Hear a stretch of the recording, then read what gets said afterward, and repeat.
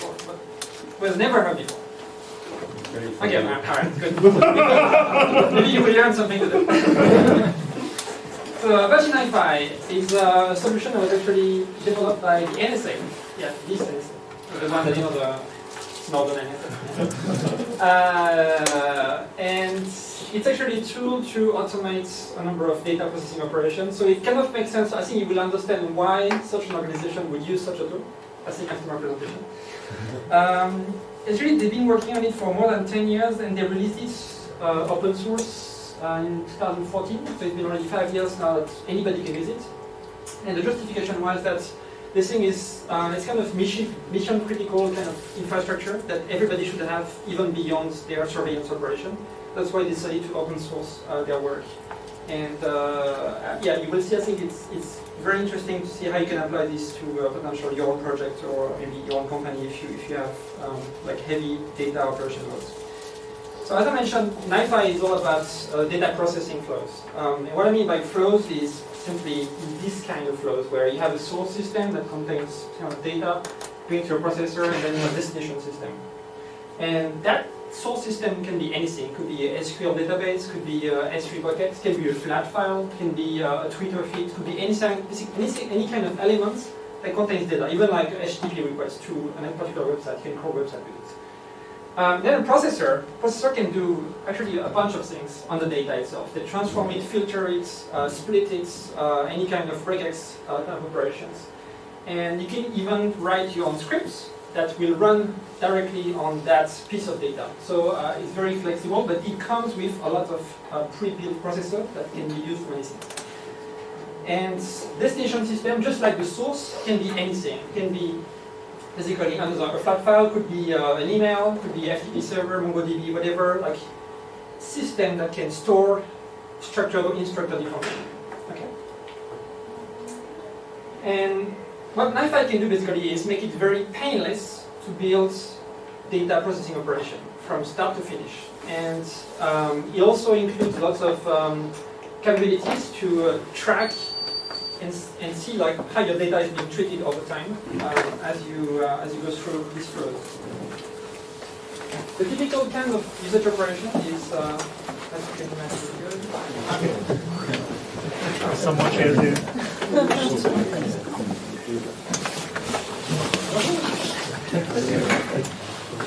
Okay, welcome. Sorry, you'll be late.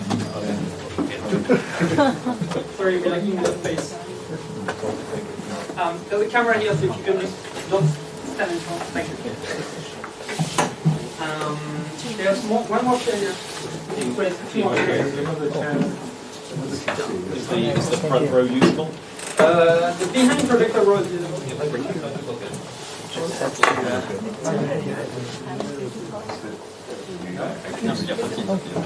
Nobody wants to sit at the front of the class. This is probably the smallest room. Yeah, the smallest group, the biggest group ever. Should you be out of the camera? Thank you for coming, by the way. Okay. So, I was talking about Apache Nifi. Do you guys know about Nifi? We don't. Okay. That's why we are. That's right. So I was just saying that Apache Nifi is basically a system to design data processing flows where you go from one source system to destination system when you store data. Typical flow is you go from multiple sources, not just one. You will transform and merge data together, and then finally store it in different places based on what kind of business rules or whatever purpose you have. And you also have people who can make very interesting things like tweet analyzer with Nifi. Basically, was doing the presidential campaign for the Republican primaries. Whoever is tweeting, so it was like flicking the lights together with whoever is tweeting fastest. And Trump was like tweeting very often, as you can imagine. And yeah, so how to run Nifi? It has very few dependencies because it's a Java application, so it's very easy to actually get it running. You just need a server. You actually need quite a bit of disk space. Like the archive itself is like 1.2 gigabytes, so it's pretty large, and then uncompressed is like 2 to 3. And you need Java 8. So for Linux, you can basically use the OpenJDK 8. Don't use the 9 or 10 or 11, you get the breaks. So you need to be able to make sure like you will be able to run it with the 8th version. It's very easily to done in Arch Linux, but other systems you need a bit more tricky. You need actually quite a little of RAM. So I will not recommend to try to run this in a Raspberry Pi. You will kill it. So yeah, you need, I would say, 2 to 3 gigabytes at least to be comfortable to run simple operations. And of course, if you're dealing with huge amount of data, probably if you have 8 to 16 to 32, it's probably better. So yeah, it's not for your typical, small server you have at home. But I run it on my home server, which is actually a Xeon-based 8 gigabytes server from like 10 years ago, no, 6 years ago. It runs okay. So it's not like impossible either. You can still have it at home. And it runs also on your laptop, so you can also have your laptop as a server, if you have enough RAM. The typical setup though for high reliability means like you don't want to miss any data, you want to make sure it always runs like 24/7, is to have a cluster of Apache Nifi nodes, nodes being one Nifi instance running somewhere. And it could be on the same machine, it could be in different machines, depending on whatever you prefer. And usually you use Zookeeper, Apache Zookeeper, that will basically manage those nodes to decide, welcome. Decide, hey! Zookeeper, do you know Zookeeper? Yeah, you know Zookeeper, yeah. Zookeeper basically is kind of, it will manage, it will track whose client is active at every moment and decide who it should redirect the traffic or the request to decide this is the main node to receive the request, and then Nifi will do load balancing afterwards to send throughout the nodes the different requests. And it looks like that. So you have Zookeeper decides which one is the leader node, and then they will communicate between each other to actually run the tasks. But this is only if you're like mission critical task where you don't want any timing issue or anything like that. If you're in a company where you're doing real-time processing and you're basically you have like payments, processing, something, you probably want this kind of thing. If you're doing your home like IFTTT project or Zapier project, you don't need it. It will run fine on a single node. So you don't need this. This is just like in case you want to use an Nifi for your company, I would highly recommend you go for this kind of thing. So what makes Nifi actually good enough to talk about today is that it's all GUI based, so it's actually very easy to drag and drop different processors. So you don't really have to program anything from scratch, I would say. You can, however, script if you want to your own processors, or even add additional like Python or Bash or whatever scripts that you want to add on top of that and run them through Nifi. Because Nifi has something that's called an execute stream processor that basically will run any kind of script you want through that processor and through the standards in and out of that command. So as long as your Python or whatever script accept the standard in and out, input and output, you will be able to run it through Nifi. So it's very flexible. This is what it looks like when you start it with nothing. It looks like an empty page. You drag and drop from their processors. You have just a little overview of what's happening here. And you will see a little bit more after. You can actually decide here different options as to how you organize as I said, the different operation between different nodes.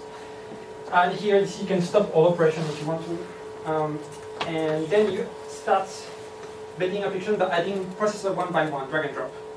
And you link them to each other to make a flow. And you have many pre-built processors, just like when you want to choose a processor, this is what it looks like. You have a number of, first it's kind of world cloud, where you can choose from types of processors. Like Amazon, basically you have tons of Amazon related processors like fetch from S3, DynamoDB, or anything else like that. Also, a lot of JSON related processors like splitting JSON, converting to Avro. Also like Kafka applications, because Kafka interfaces very well with Nifi. So if you want to make like real-time data fetching operations, definitely the thing you want to use. Of course, you have also typical like splits, extract text, this kind of thing that you can do with textual data and these kind of things.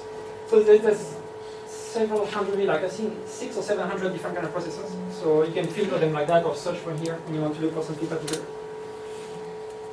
This is, for example, the get Twitter processor. And guess what it does? Any volunteer? Exactly. Yeah, it gets Twitter feeds from a single person, actually several persons. And I will show you what it looks like when you open it. This is just information about what it's called, its ID numbers, unique IDs, so basically you can track actually processor where the unique ID is. You can schedule processors to run when you want, either basically constantly or timer-based, maybe like once every 2 minutes, once every 3 seconds, or like that. Or you also have an option here like cron-based, so you can actually put the cron command, like I want to run it every morning, Sunday morning at 5 a.m. for example, something pretty feasible as well. And you can also decide whether you want to prioritize latency or throughput. So basically you want something closer to real time or more like driving high load of data but less real time. Okay, so you don't have to touch this, but if you want, you can tweak this if you absorb a lot of data. Properties then is where you would insert your consumer key, your API basically tokens, whatever. You will mention what kind of terms you want to filter on, like basically you don't get all the tweets potentially, you will basically get maybe only the tweets mentioning something. And the IDs to follow, maybe you want to follow a couple of people and you can basically track them and spy them like that. Right. So, as I mentioned, you have processors that define your flow, right? And in between them, what circulates is what Nifi calls flow files. It's not very intuitive, but actually, a flow file is a piece of data, okay? And you don't see it in the flow because it circulates transparently in the backend in a way, between processors. But you see like processor, like managing data, like the numbers will show up, but you don't see the flow itself when you run Nifi. And since the flow file, piece of data, they have to come from somewhere, right? So you have types of processors actually generate flow files. So like the Twitter feed, as I mentioned earlier, is a generator of flow files because what it does is every time it runs, it will get feed information and then send those flow files to the next processor that's coming in line. Okay, that's a generator. Right, and a flow file is a piece either of binary structure or unstructured data for Nifi. So it could be anything, could be pictures, could be text, could be anything you want.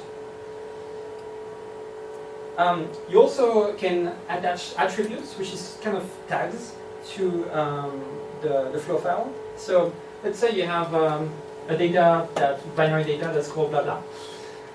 You go through a processor that adds attributes, and you could add a time attribute and the blah true attribute, whether it's checking whether it contains the terms blah in the name. And when it comes out of the processor, you will have that name is still the same, but you will have these two new processors, actually new attributes now registered as part of that data. So this is very useful for us to communicate the state of the element as it goes through the flow, and also to track potentially the state of that, where it is in the actual data flow. Like when you want to know what it has been going through, you can check the attribute because you can use it as a way to track the status of the piece of data.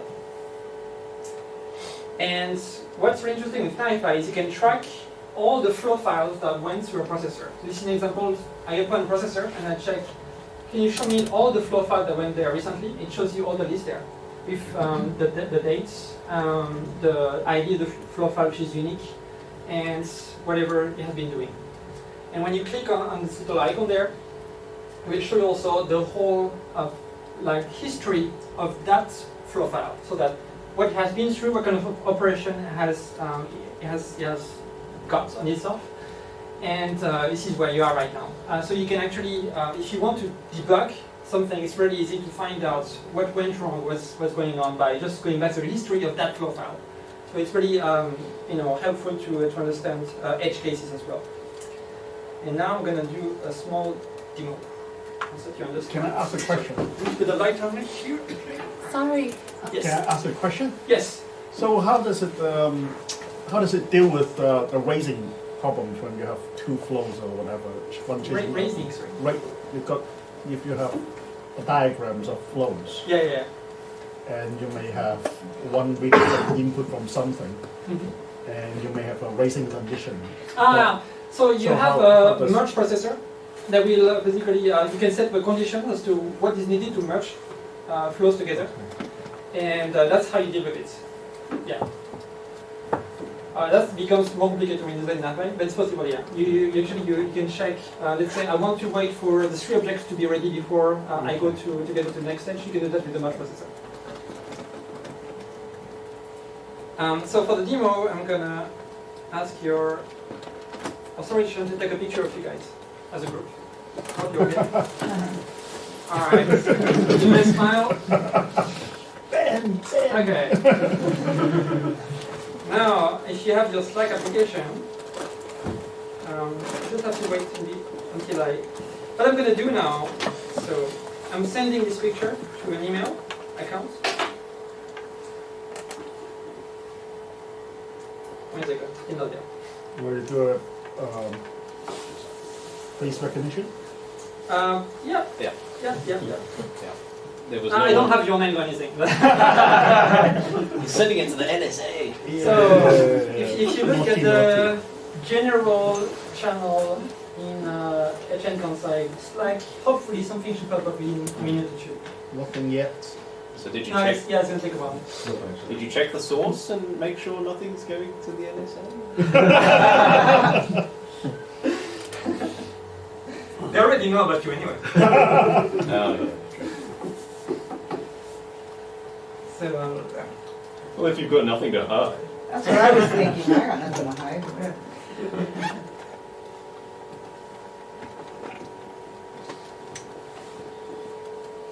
No, it's in this Not NSA loop. It will never come out. It's classified now. okay, it's on the way now. Did not communicate with NSA servers. Flow.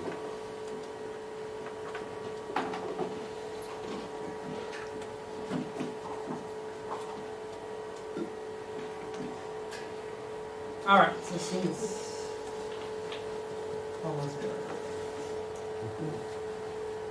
So what's the ingestion point for this data in your I'm going to case? tell you right now. Okay. Okay. Alright, can you have a look now at the channel? There's Oh, something like 15 people in there. Damn serious. Alright, so is it actually 15? Is it sentiment analysis? So this, facial okay, I'm going to explain what's happening here. And it's not 100% reliable, it's a very quick script, so don't expect like this machine learning, like very sophisticated or anything. But, this is what's happening here. I hope if you can switch off the light second behind you. Yes. So, this is the actual flow that I made in iFi like 2 days ago, because I was rushing for the presentation. This consume IMAP, I don't know if you can see very well, maybe I should zoom a little bit. Yeah. Okay. Better now, for the back. You can read consume IMAP. This one is actually linked to the IMAP email account that I sent you. And it will fetch, basically, new emails coming in. And it will check whether or not there's, first it will extract the name of the message, the subject. And there in the subject I mentioned whether I should set to the message to me or to the general channel. And here I put general channel. Okay. So it goes to the general channel. It doesn't know it yet. It's just like as a marker. Then it extracts the main attachment. So you can see here it extracts something like 1.17 megabytes. So that's the size of the picture. And after that, what happens is that it creates a unique file name because I want to put a timestamp to make sure, like in case the same picture again, it doesn't think it's the same picture again. And then I save it into S3 bucket. Actually, not an S3 bucket because I'm using Minio. Minio is open source S3 compatible API project. Actually, you can run your own S3-like buckets on your own server. I can show you if I here. What's it called? But anyway, doesn't matter. Sorry, what's it called? What's the spelling on that? Minio. I'm going to show you. Minion. Minions. Yeah. Oh, Minio.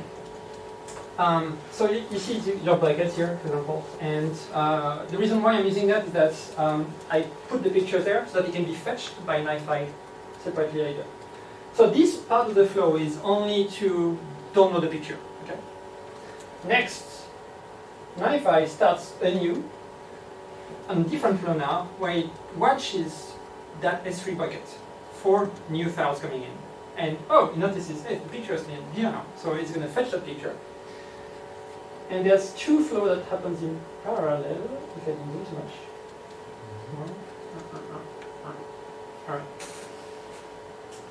At the first flow here, I'll go easy from the right. You will get the public URL of that picture through the S3 bucket. So that basically, you will be able to send it to Slack, right? I update the destination of the channel, so I make sure it goes in the channel general. And then here it routes to the right webhook. It's because it uses the Slack API. Slack API uses webhooks API, and depending on which channel you send to, it has different webhooks. So I need to split destination for different webhooks. And then it sends to Slack with the put Slack processor. Actually, Nifi comes with the put Slack processor. So if you like Slack, you probably want to use Nifi because it's pretty useful for that. To make robots or whatever. And then after he puts successfully the picture on Slack, I get an email telling me your picture is up. So that's, even if I'm not on Slack, actually I don't have Slack application on this one. I can know that it's been uploaded purposely. And I don't have to worry about it. Or if it did not, there's a failure mode as well, where it watches for the lack of successful operation here. It will send me an email, hey, your picture failed for some reason. That's one part of the flow. So that's the first message you see on Slack when I send a picture. And the second message is coming from here. So there, I fetch the picture that's in the S3 bucket. I get the destination channel, so general, again, because it's going to be a different flow file, so that flow file needs that information as well. I changed the name because I was lazy the other day to make it like have the name flexible. I save it on my local hard drive, which is this server here. And then I execute a small OpenCV Python script that does face recognition. So we look for eyes, mouth, and everything, and detect your face. So that will first count the number of people, and then after it has detected your face in the picture, it will check whether you're smiling or not. And it's not super accurate, but kind of works. And then, based on the result of these two metrics, I derive a comment regarding people are happy or not happy, whatever. And finally, I extract the output of that command, which is the text saying how many people are there. I send it to the right channel at the end, and it goes on Slack, just like before. And I get another, and I don't get the email this time because I only get the email on the first message and second message, so I don't want to get two emails.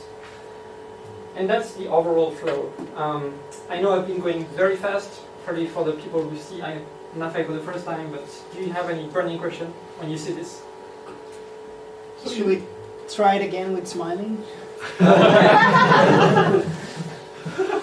I'm not guaranteed that it's going to detect a thought. I was smiling. Yeah, you were definitely smiling. All we're really testing here is one point of the process. It's the point where Raphael did nothing. Okay, Okay, let's try again. Let's try again. You ready? Make your smile very obvious. Okay, let's try. Okay. Let's see if it works.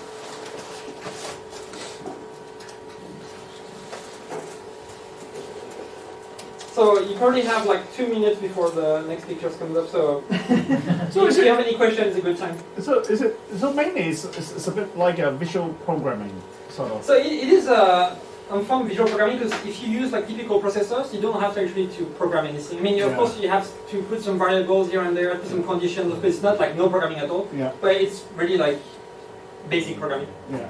Of course, but if you want to, so I mentioned here I have the OpenCV script. This is cyclo programming. So this is where it runs a Python script which I made myself. Yeah.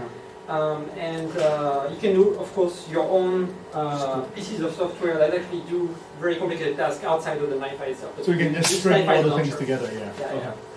yeah. And how about documentations? Sorry? So after you get your programming, Yeah. so if you use it for example, you want to. So in a way, it's your whole scripting and your whole scenario. Yeah. So how do you give it to, for example, somebody else? Okay. So how do you do this is actually is stored at the Nifi's level as an XML file. So you save it as XML, you send the XML, and basically somebody opens it and gets the whole flow. All right. Okay. So it's very easy to import export. Okay. And to also to version. Okay. Yeah. Yeah. So it's very flexible in that sense. I notice you're connecting to a local host here. Is Yes. the Nifi server It's running here. running here? Yeah. Because I wanted to avoid the potential issue when my own server crashes or something. So you're running a local Nifi Yeah. instance? I see. And I also wanted to show you it's possible to run a simple computer too. I believe.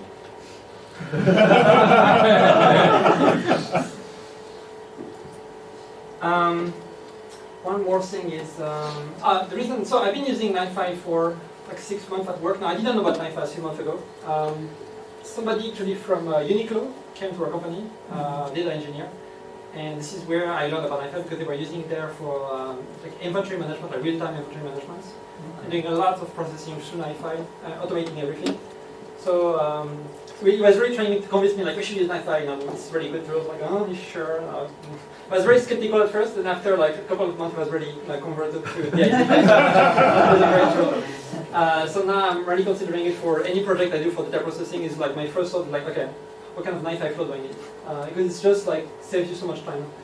It does also failure management, so that whenever like something fails, the processor will basically stop temporarily and queue whatever requests are coming through next.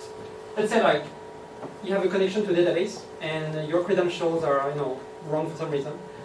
And then at the time there's more data coming in, right? And basically Nifi will queue that data until your processor starts again. So nothing is lost. And if you go to more advanced function, you can even replay previous data. So let's say you modify your flow and you want to see what happens now if I replay my last day of data through the same flow, the new flow. You can do that, which is pretty cool. So does all the processors runs on the server or? Yes, on the server. Okay. But so yeah. How can you have multiple server or multiple? So, how do you have multiple? Oh, but the feature came up. And you were not responding very much. So I was saying earlier, when you have several servers, usually this structure is. When my pointer?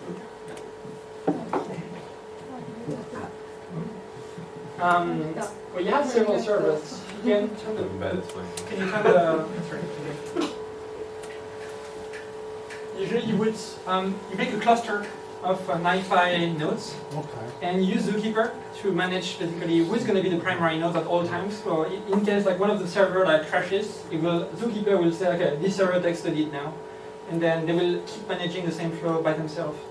Actually, Nifi is designed to be clusters in terms of how it's made.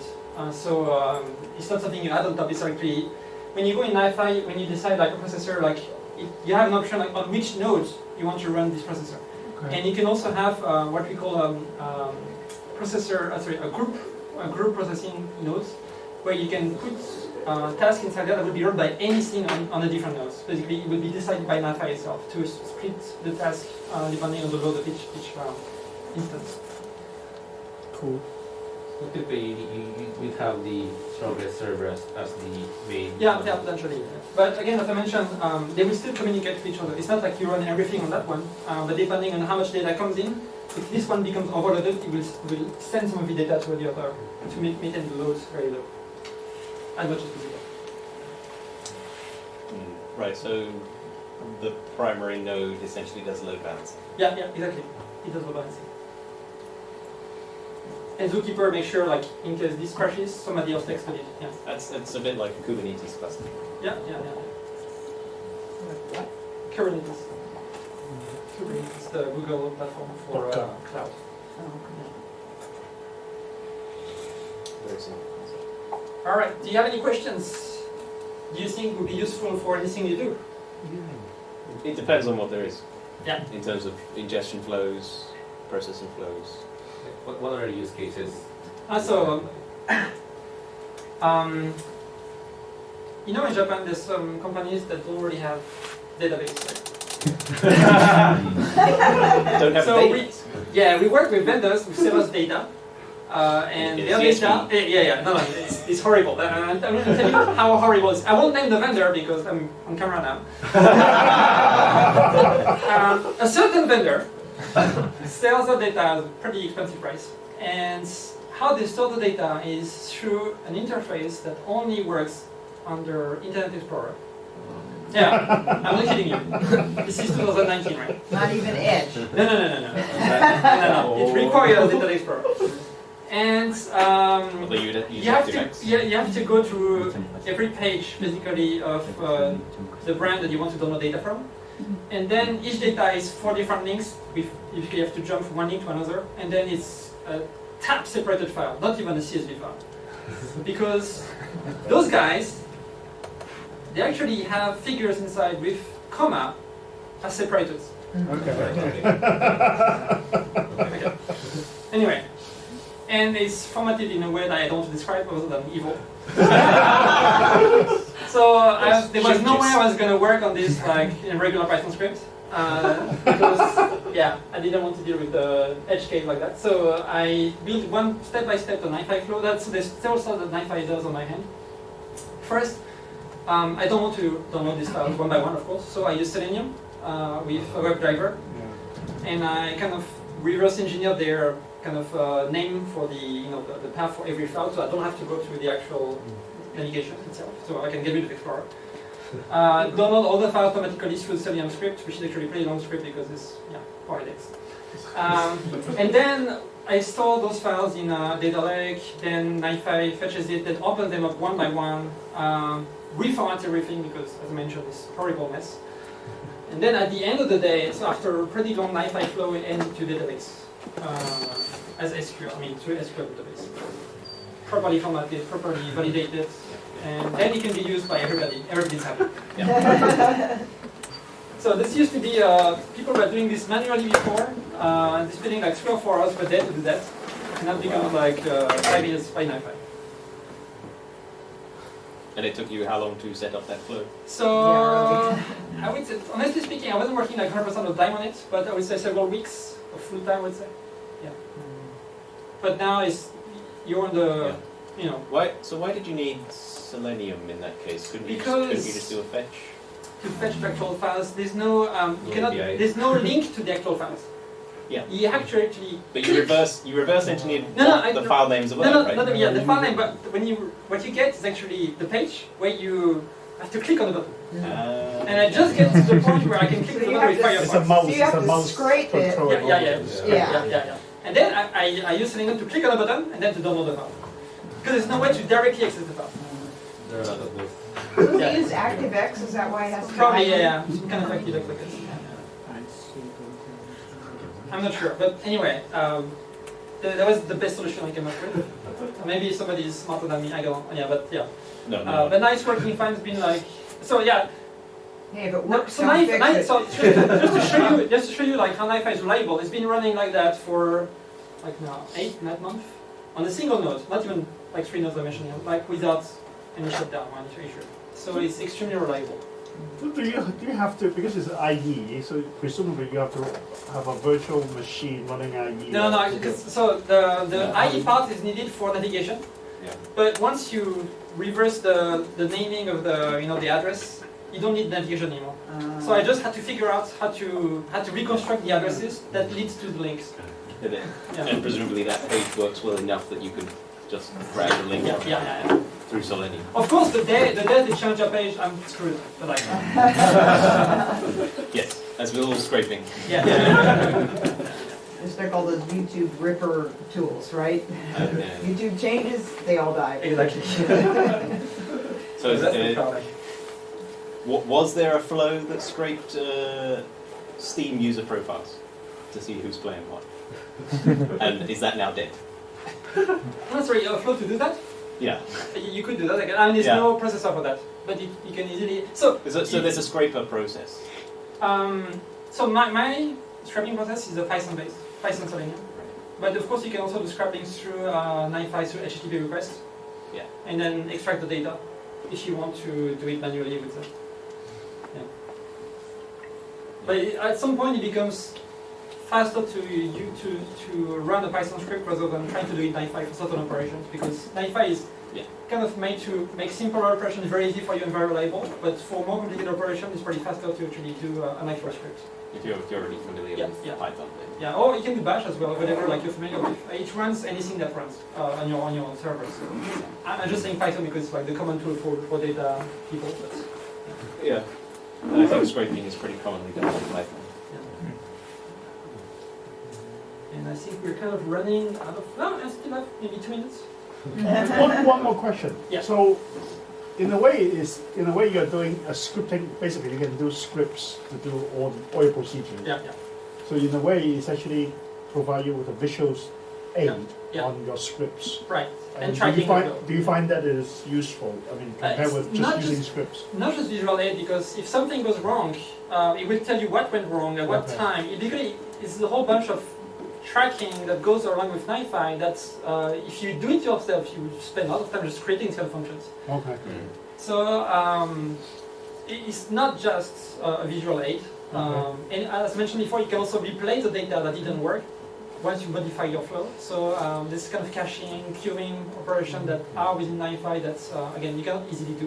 One thing also I didn't mention, Nifi is able to do back pressure between processors. Let's say you have a processor that gets generates data very, very, very fast, and the processor that goes after that cannot handle the load because it doesn't process as fast enough as the data comes in. You can tell Nifi do some back pressure so that it will slow down the ingestion of the first processor automatically. That, again, programming that's very hard in usual terms. And the Nifi does it out of the box.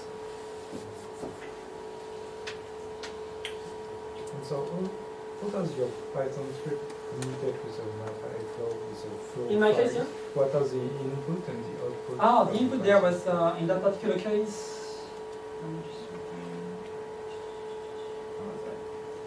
here it's right.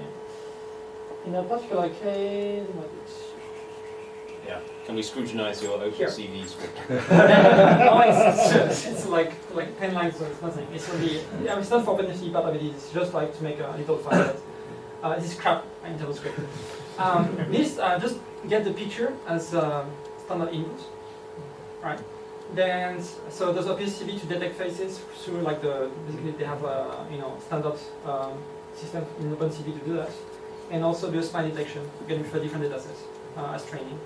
And then what it returns there is the number of faces recognized and number of people smiling among them. And then it creates a text commentary about that. That's all.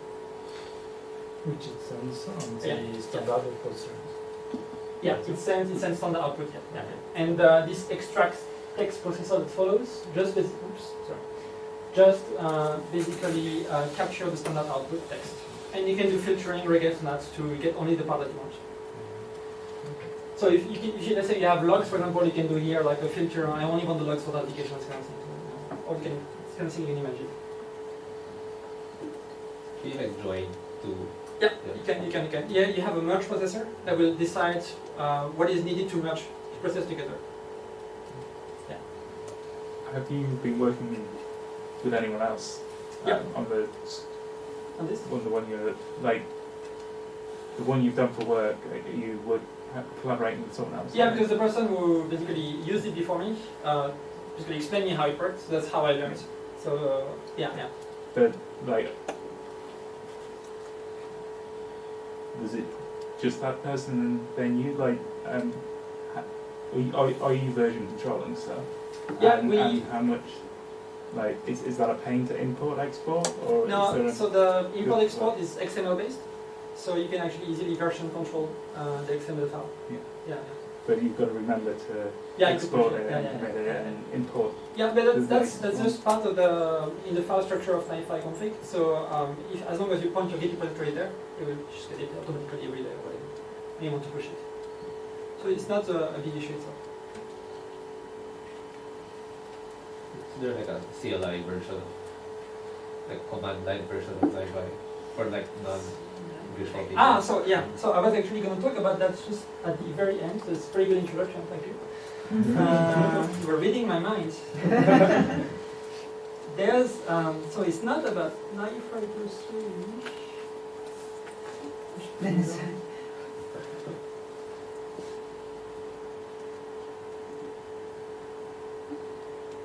Oh, Are they? came back at the end. Okay, sorry.